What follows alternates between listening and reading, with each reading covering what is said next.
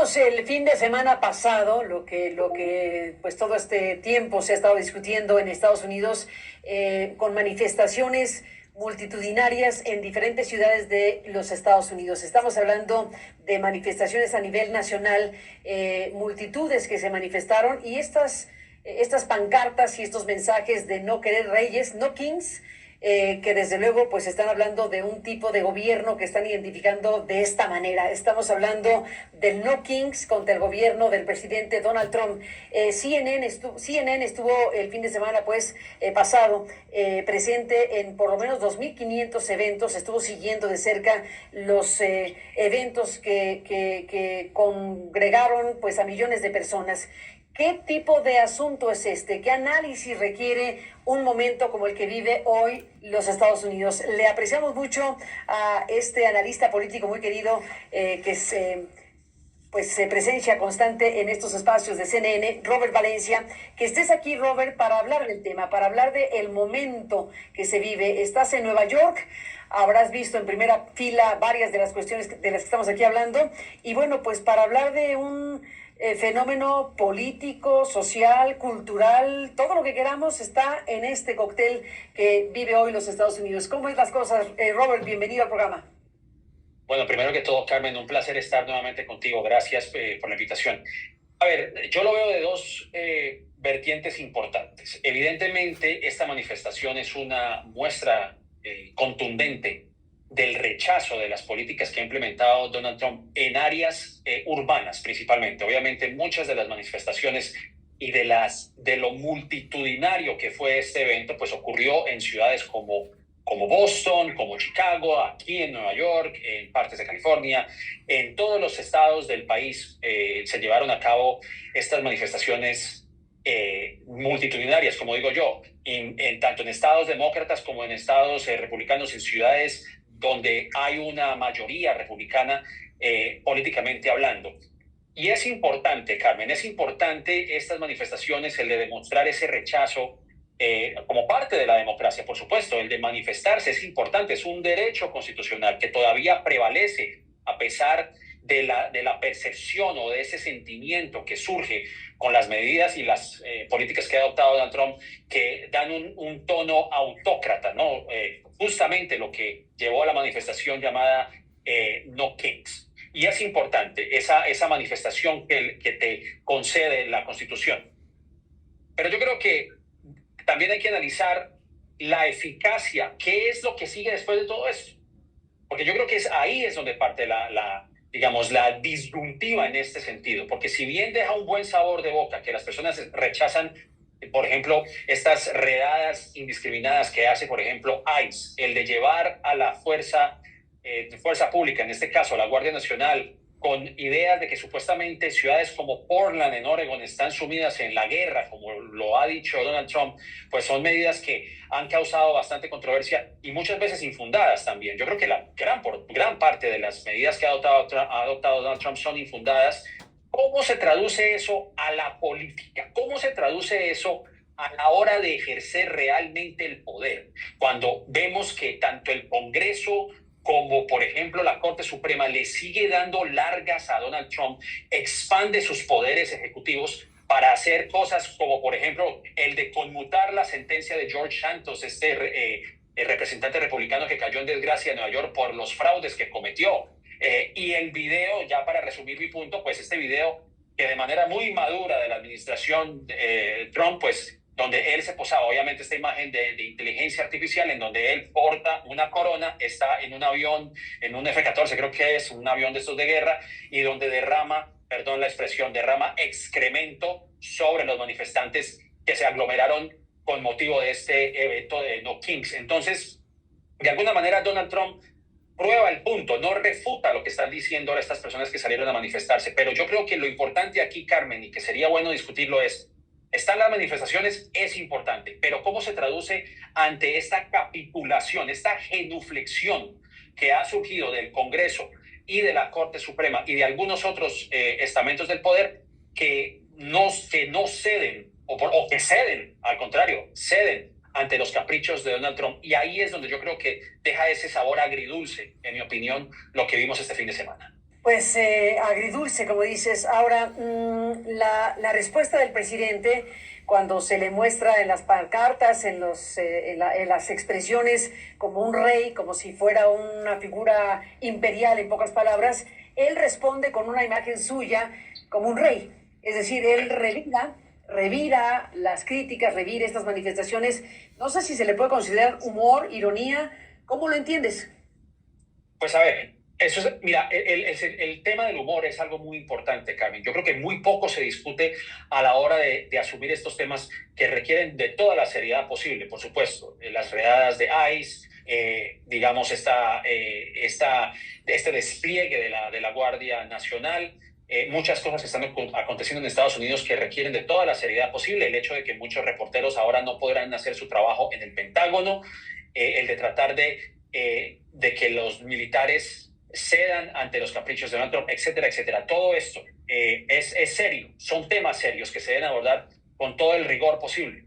Pero si hay algo que esta administración ha entendido, e incluso podría decir que muchas administraciones de corte de derecha han entendido, es el uso del humor, de que esto no es simplemente es una manera de hacer mofa del establecimiento, de lo que ha sido, pues, digamos, las fuerzas del poder que han prevalecido a lo largo y ancho de este país por muchos años y por muchos siglos. Y no hay que descontar eso. El humor es efectivo en ese sentido, por lo menos para la corriente maga, ¿no? Esto, y hay que también verlo en el sentido de cómo otros miembros republicanos digamos, han tenido un poco de desdén frente a estas manifestaciones. Mike Johnson, que es el presidente de la Cámara Baja de Representantes, dijo: ¿a quién le importa esto? Se han manifestado, entonces, ¿de qué estamos hablando? ¿Qué reinado está sucediendo? Lo que pasa es que, como ya sabemos, Carmen, no se requiere, digamos, tomar la fuerza o hacer un abuso de poder, como lo hemos visto en nuestros países, sino que también hay un abuso de poder mediante la democracia. Donald Trump ha sido elegido presidente, pero está indudablemente expandiendo su poder y haciendo, bueno, digamos, implementando medidas a su capricho, y muchas veces también alimentado por la falta de acción del Congreso y también por lo que hemos visto de las decisiones recientes de la Corte Suprema. O sea, que no es un acto de una persona, pero yo creo que el humor en algún sector de la población, incluso del sector más joven, de la generación Z, que le dio el poder también y en la victoria de Donald Trump, pues ha sido efectivo en ese sentido. Pero realmente, pues, son temas serios que están sucediendo, pero es evidente ver la poca seriedad que el presidente Donald Trump le da al asunto, porque él sabe que está adquiriendo poder, se le está dando un poder y él se siente poderoso ante ese sentido. Entonces, por eso yo creo que él adopta esas posturas, porque sabe que, pues, tiene un gran control sobre las decisiones y los designios de este país. Déjame, Robert Valencia, hacer una pausa y regresamos en esta conversación. Te propongo, después de la pausa, tratar de desmenuzar cuántos y cuáles son los ingredientes que están prevaleciendo en manifestaciones como las que vimos el pasado fin de semana. Estamos hablando de que hay muchas cosas a la vez, hay muchos asuntos, muchos frentes abiertos en lo exterior y en lo interior en los Estados Unidos. Te propongo tratar de desmenuzar en la medida del tiempo disponible todo esto. Volvemos. Robert Valencia, seguimos hablando de lo que pasó el pasado fin de semana con estas manifestaciones multitudinarias.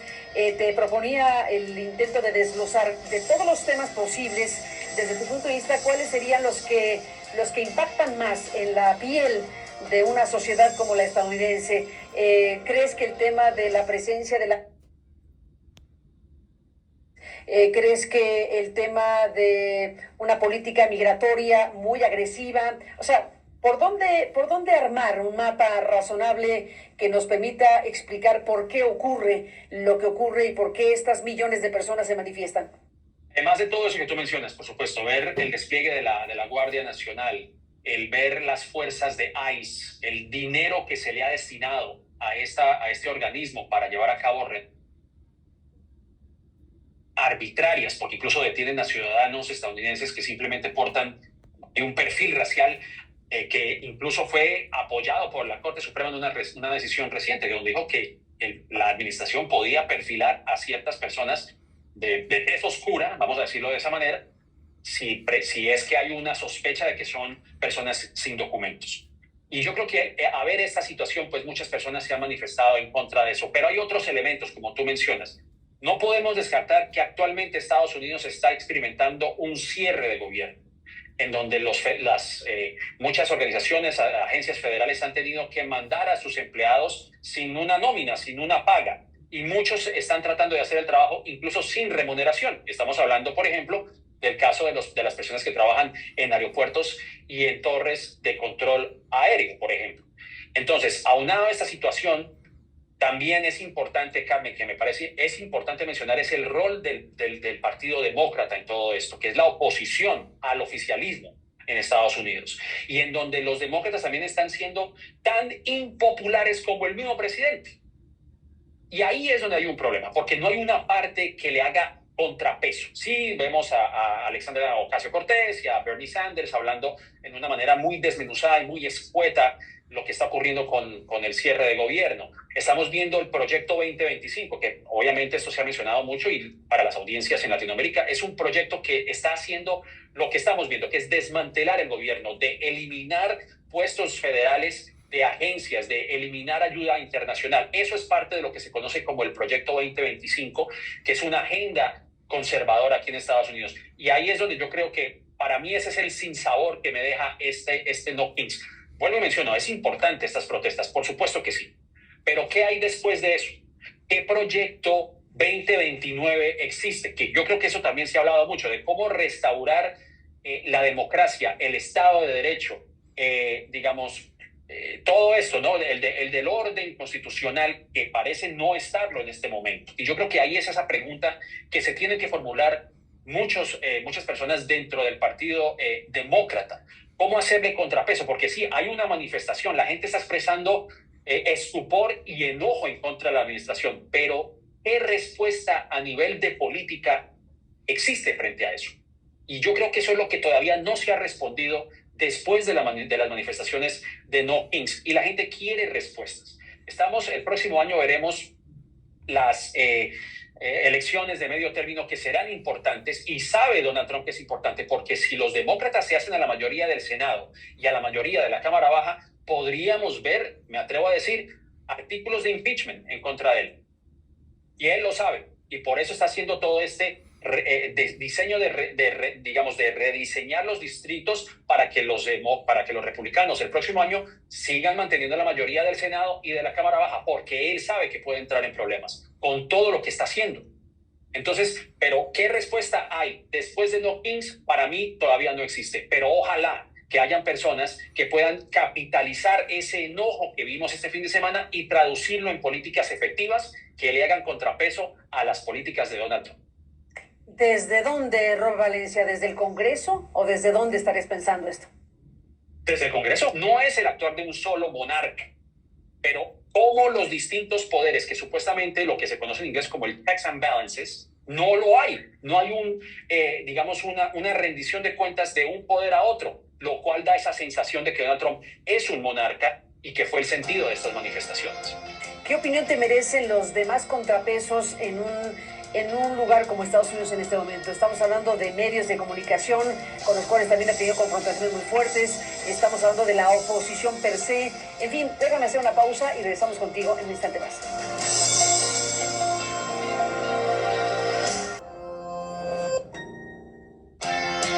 Robert Valencia, se nos acaba el tiempo, pero bueno, pues la democracia de Estados Unidos es la democracia referencial, históricamente potente, es una democracia, pues, vuelvo al punto, históricamente muy consolidada.